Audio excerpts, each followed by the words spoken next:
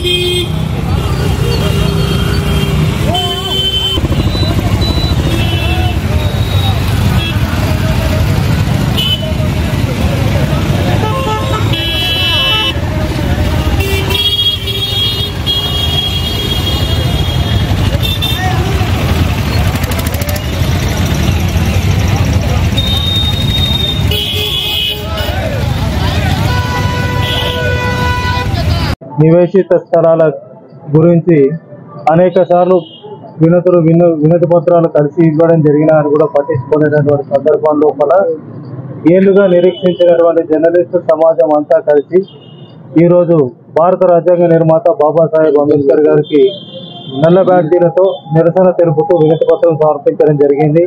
రాజ్యాంగం లోపల ఉన్నటువంటి హక్కులను పాత్రికేయులుగా మేము చేస్తున్నటువంటి బాధ్యతలను మా విద్యుత్ ధర్మాన్ని పాటిస్తూ మాకున్నటువంటి హక్కుల గురించి మేము పోరాడుతూ ఉంటే కనీసం పట్టనట్టుగా వ్యవహరిస్తున్నటువంటి నిర్లక్ష్య వైఖరిని నిరసిస్తూ ఈరోజు అంబేద్కర్ గారికి వినతి పత్రం సమర్పించడం జరిగింది.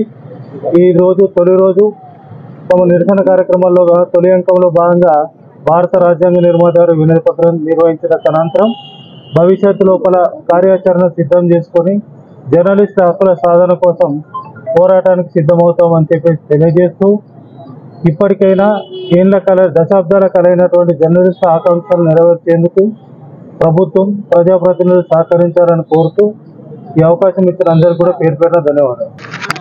ప్రజా సమస్యల పరిష్కారం కోసం పాత్రికేయ వృత్తిని ఎంచుకొని గత 3 దశాబ్దాలుగా పాత్రికేయ వృత్తిని నమ్ముకొని సమాజం కోసం బతుకుతున్న పాత్రికేయుల పరిస్థితులు రోజురోజుకు దిగజారిపోతున్నాయి.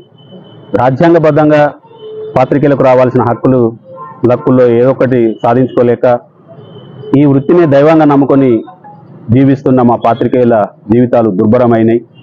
ఈ నేపథ్యంలో ఎన్నో ఏళ్ళుగా అంటే నాకు తెలిసి 20-25 సంవత్సరాలుగా మాకు హక్కుగా ఉన్న ఇళ్ల స్థలాలు మాకు కేటాయించాలని చెప్పేసి గత 25 సంవత్సరాలుగా పలు దఫాలుగా ఆందోళనలు ప్రజాప్రతినిధులు కలిసి వినతి పత్రాలు ఇవ్వడం, ప్రభుత్వం దృష్టికి తీసుకెళ్లడం, ప్రజలకు వారధిగా ఉంటూ అనేక సమస్యలు ఎదుర్కొంటున్న పాత్రికేయులకు గత 22 సంవత్సరాల నుండి ప్రభుత్వాలు ప్రజాప్రతినిధులు కానీ జైత్యాల ఇంటి స్థలాలు ఇవ్వకపోవడంతో అనేక ఇబ్బందులు ఎదుర్కొన్న పాత్రికేయులకు ఇప్పటికైనా ఇంటి స్థలాలు ఇవ్వాలని ప్రజాప్రతినిధులు డిమాండ్ చేస్తున్నాం. అందరూ మహానుభావులు, అందరికీ వందనాలు. భారత రాజ్యాంగం శాసన, కార్యనిర్వాహక, న్యాయశాఖల్ని సృష్టించింది. ఆ 3 శాఖలతో పాటు సమాజంలో ఉన్నటువంటి ప్రజల యొక్క సమస్యలని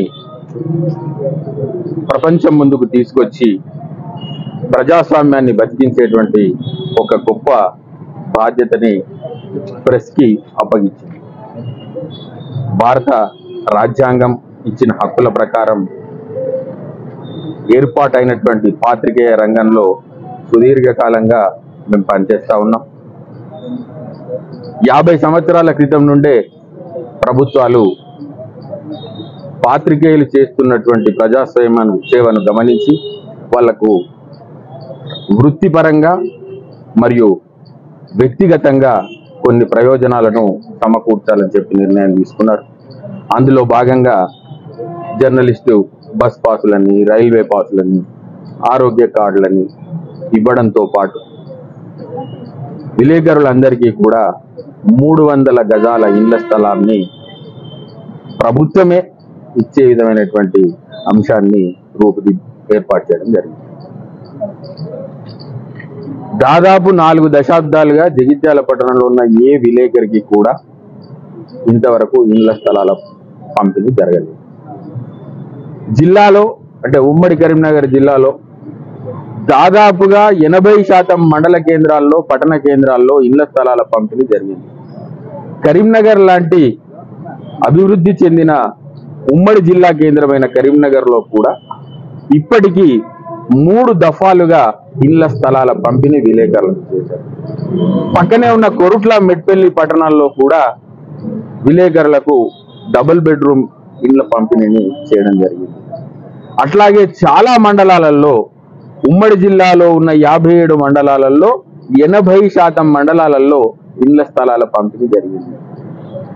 మరి మా జగిత్యాల ప్రజలకు వారధిగా ఉంటూ అనేక సమస్యలు ఎదుర్కొంటున్న పాత్రికేయులకు గత 22 సంవత్సరాల నుండి ప్రభుత్వాలు, ప్రజాప్రతినిధులు కానీ జగిత్యాల ఇంటి స్థలాలు ఇవ్వకపోవడంతో అనేక ఇబ్బందులు ఎదుర్కొన్న పాత్రికేయులకు ఇప్పటికైనా ఇంటి స్థలాలు ఇవ్వాలని ప్రజాప్రతినిధులను డిమాండ్ చేస్తున్నాం. అందరూ మహానుభావులు, అందరికీ వందనాలు.